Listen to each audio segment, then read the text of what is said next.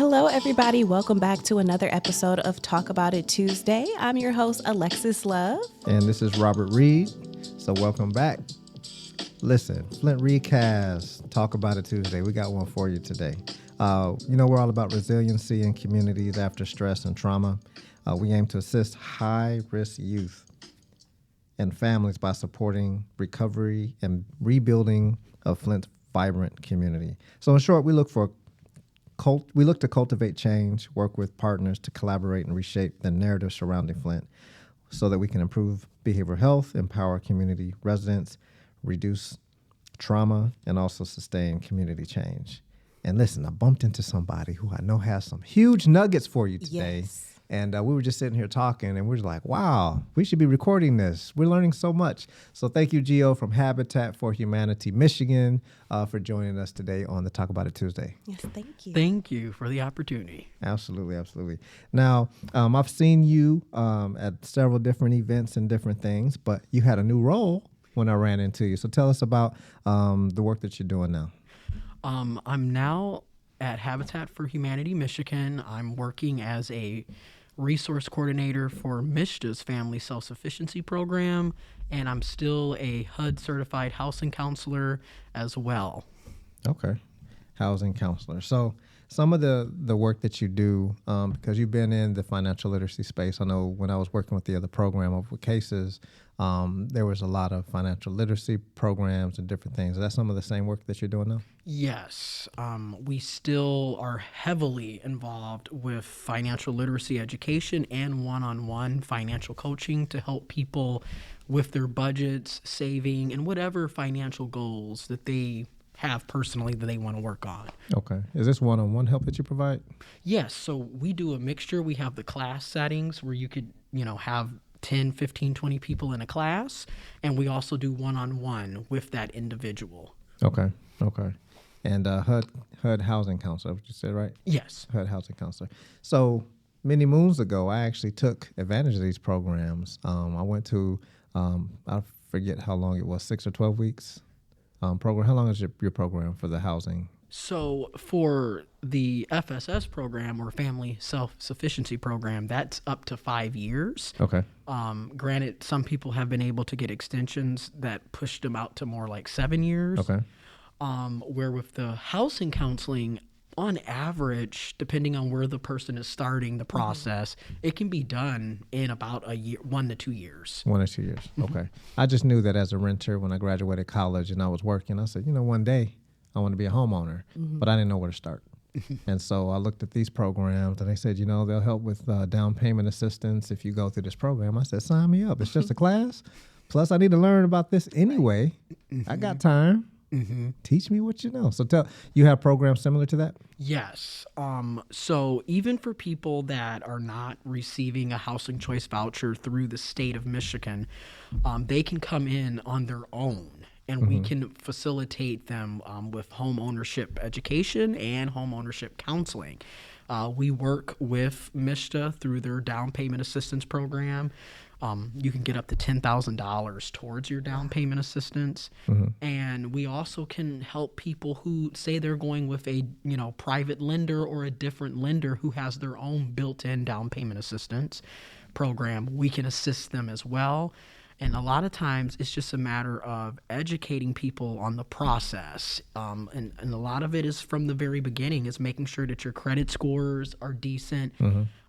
Across the board, we tell people to try to aim for a 640 or higher. Okay. And nowadays, higher, because of how competitive things are, the higher your credit score, the lower your interest rate. And also the lower your monthly payment. So a lot of times our focus is on cleaning up credit. Okay. And then for those who don't have credit, we help them establish it.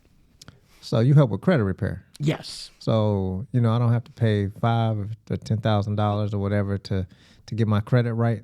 I can just come to Habitat for Humanity? Yes. What? To get credit repair? Yes. And you can go to the local affiliate as well here with Genesee County's Habitat for Humanity. They have financial coaching and homeownership education and homeownership counseling as well. They do that in person at the local habitat here too. And just to reemphasize, this is for everyone. Yes. Okay. Yes. So, all right, my dad's a veteran, and he wants to buy a house. Maybe we need to do a little work on the credit. Mm-hmm. I can send him. Yes. And there's actual special programs for veterans through the VA. And I mean, they can get amazing mortgage packages set up for them with zero to low interest rates in a way. Oh, wow. And then also there's just even home repair, because that's another big issue that we see with a lot of veterans and just people in general. They need assistance with getting certain home repairs, whether that's getting a new furnace, new windows, new roof. In, of course, plumbing and HVAC in general. There are programs if you meet the medium area income. And like, they want to make sure that there's income requirements that you meet. But if you do, there are programs that can help you get those repairs, and you don't have to be coming out of pocket for it. Wow. And it's grant funded. So it's not like you're going to be on hook for a bill later. It's completely grant funded. So some of these neighborhoods where I'm looking at, they need a new roof, or this is really messed up, some siding. They can probably tap into some of these programs and get that work done. Yes. There are home repair programs that are offered through Habitat for Humanity. A lot of it will be at the affiliate or the local area's office, and they have like their different time periods when they're open for when you can come and apply. And typically it's like the spring time when you really start seeing a lot of that push. They might start advertising towards the end of winter, early spring on their home repair programs. And it is first come, first serve. I can't stress that enough. So the minute you start hearing about it, get your paperwork together and apply. Okay. Get in line first. Yes, and make sure everything is done correctly as well. You don't want to have any errors. Yeah. Is that something that you help with, the paperwork? So the paperwork aspect, I don't do as much. My main focus is on the Family Self-Sufficiency Program. Okay. But when I hear about the actual grant programs rolling out, I do my best to try to get that word out to people. And if I can let them know ahead of time on the types of paperwork that they need to have, like making sure that you have your deed to your house, making sure that you have your property tax information and that it's up to date, because that's some of the reasons why people have been denied is they don't have the paperwork, or their property taxes are not current and they need to get up to date before they can even proceed. Yeah. Okay. Are you aware of any program, and you might not be, that may potentially help with people who are behind in taxes? Because I've seen that be a problem. I used to be a community health worker over at the Greater Flint Health Coalition, and there would be these great programs. I'd give the people the information, and then it would come back that just due to past due taxes, they weren't able to qualify. Do you know any? What I've seen is like at the local level, at least if the person lives in Genesee County proper, I would say, and not the actual city, there are more programs around helping with those property taxes. They did have My Half 2 years ago, which was beautiful at the time. It was basically like the COVID emergency rental assistance, but for people with mortgages. So not only could you get your property taxes up to date, but they also took care of utility bills, Wi-Fi. They even took care of people who had lot rent and who had mobile homes or were in manufactured homes, which was amazing, because for so long a lot of the grants that were available did not cover mobile homes or manufactured homes. So to see that through My Half, but that was implemented because of the COVID emergency, and that was lifted, and so we no longer have that pot of money.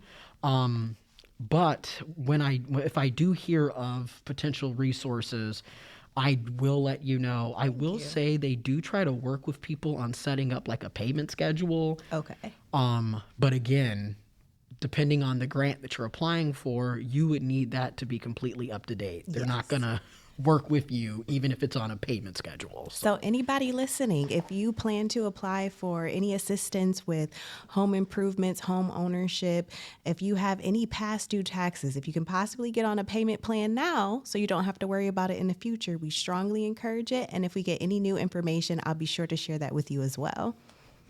Absolutely. Now, I know you said you spend most of your time with the Family Self-Sufficiency Program, and you were kind of telling us kind of how that works. So how does the Family Self-Sufficiency Program work? And then what's after that? Because you had mentioned it could lead to some other things, and there's some other doors that open up when they start there.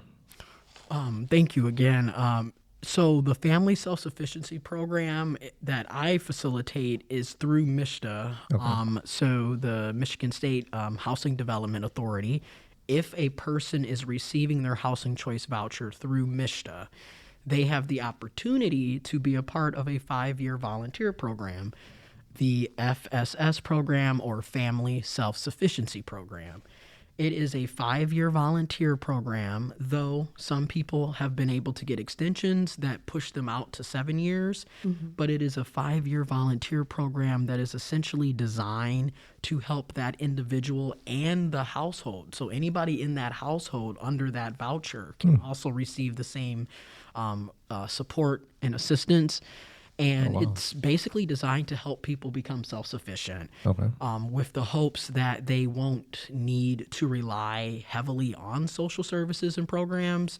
So it's a mixture of things. It's almost like we're doing a mixture of life coaching, rental counseling, homeownership counseling, financial education, and financial coaching, as well as job placement, helping people, like if that is a particular goal that they want to either go back to school to get their GED, to get an associate's, a bachelor's, or go to vocational training school, we help them with that. We link them to different resources such as Michigan Works. We also have helped them link with different unions, because a lot of the local unions, such as the IBEW, they have an apprenticeship program for their electricians. So there's so many avenues. And then now with Michigan Reconnect, if you've never had a degree before, you could get your associate's degree for free or a certification for free at the participating community colleges that are in the area. So we either link them with those resources, we help them fill out their financial aid, help them get all of their ducks in a row, essentially, even down to making sure that they go, when they're going to the college, to sign up for classes. We make sure that they're on the right mark with their classes. We have regular quarterly check-ins with the client at least 4 times a year. That's the bare minimum, but obviously we try to encourage them to check in more often. Yeah, stay on track. And then we work on their budgeting, because the cool aspect of the FSS program is the escrow account portion, where typically when you have a housing choice voucher, the more money you make, the higher portion of the rent you will be responsible for. Yes. Where in the FSS program, the more money you make, yes, you will have a higher portion of the rent. However, say you get a raise and your rent portion goes up by $100. MSHDA will match that $100 and put it into an escrow account for you. Wow. When you successfully graduate from the program, you get that money deposited into your bank account, and you can do whatever you want with that money. Wow. However, with it being a 5-year program, the hopes are by the time you graduate and you get that money deposited, you will make sound decisions with that money. Right. We've seen people graduate with over $20,000 in their escrow account.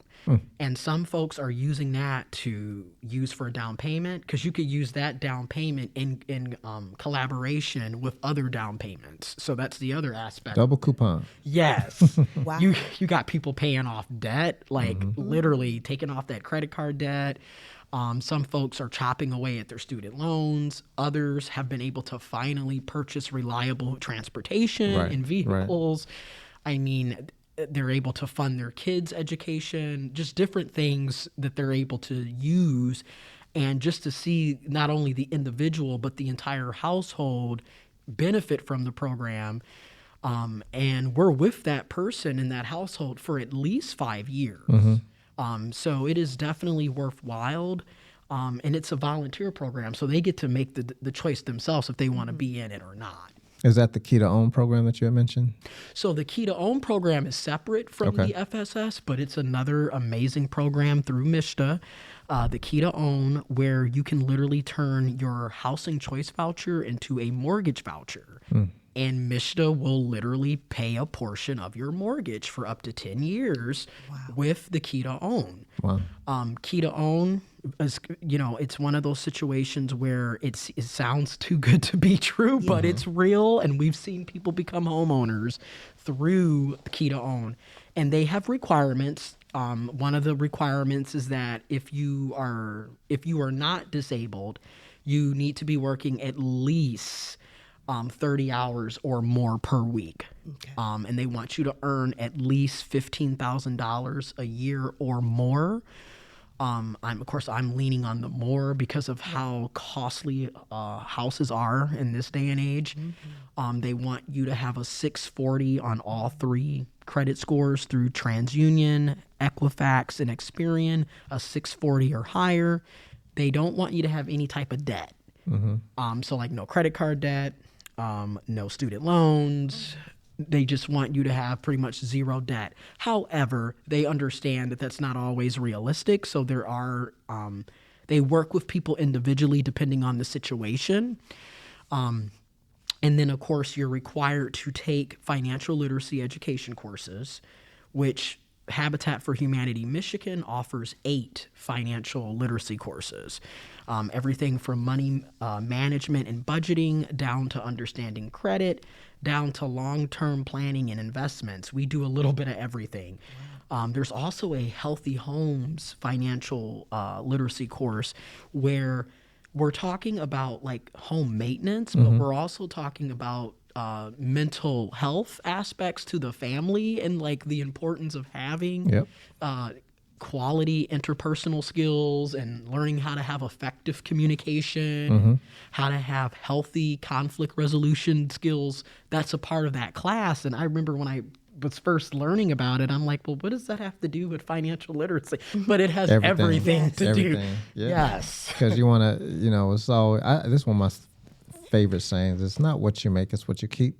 And the more you know how you can keep that money and how it can work for you in the future, it goes a very long way. It can literally transform life. Right? It's just a seed. It's just like if you're serious and you're committed, there's programs out here that'll walk you through. Like I was curious to know how does somebody, are there any disqualifications for somebody participating in either the Family Self-Sufficiency Program or some of these other Key to Own, like returning citizens, different things? Do they qualify for some of these programs? So there are different qualifications. And I know when it comes to our returning citizen population, that is it could become a big barrier for a lot of people to get into programs that can help them succeed and thrive. And what I will say, it depends on the charge, essentially, like what they were there for. A lot of the nonviolent offenses, they will still be eligible to be a part of the program. The ones where there's violence, that's where you may find yourself being barred from being in the program. But there are other programs that we do try to be aware of, such as MAID Institute. We let people know about different organizations that they could utilize if they don't meet the requirements.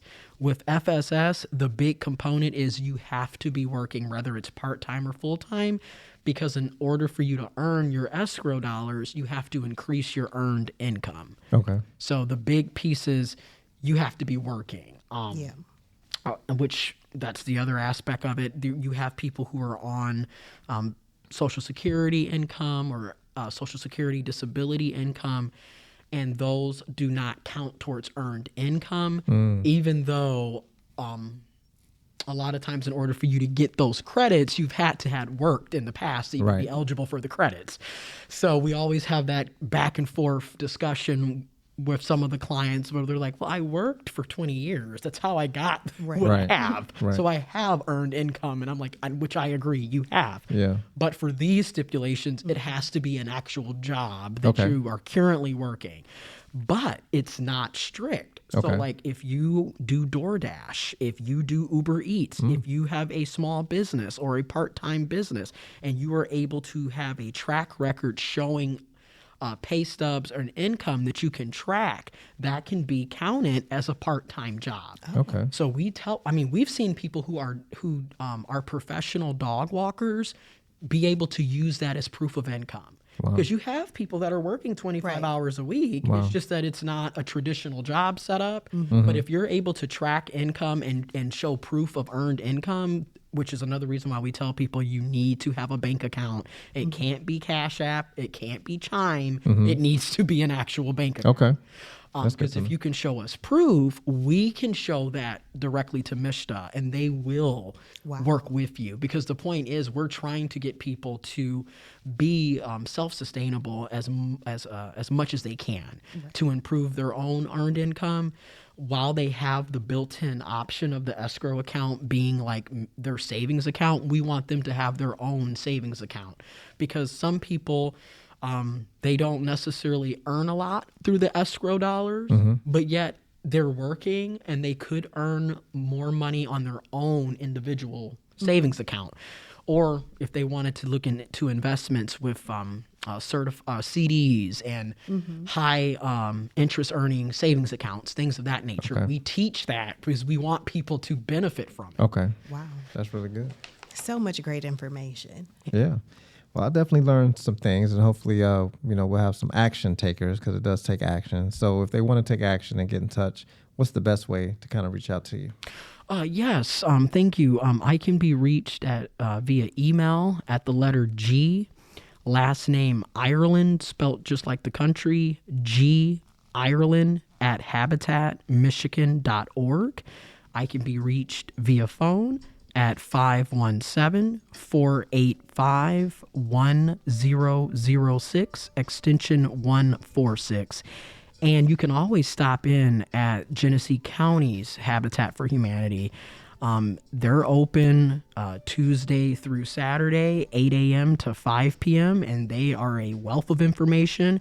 The restores are amazing if you need to get quality, affordable furniture, or even you need to pick up paint. They have it at an affordable, reasonable price. So 50% off, right? Yes. I mean, you can get some good stills in there. Gonna go check it out. Yes. All right. Well, we got the hookup. And of course, if we can help, you can email us at recast@flint.org. Again, this is Robert Reed and Alexis Love, and we can't wait to talk with you. all right. We'll see you guys next time. Thank you, Jude. Bye. Thank you.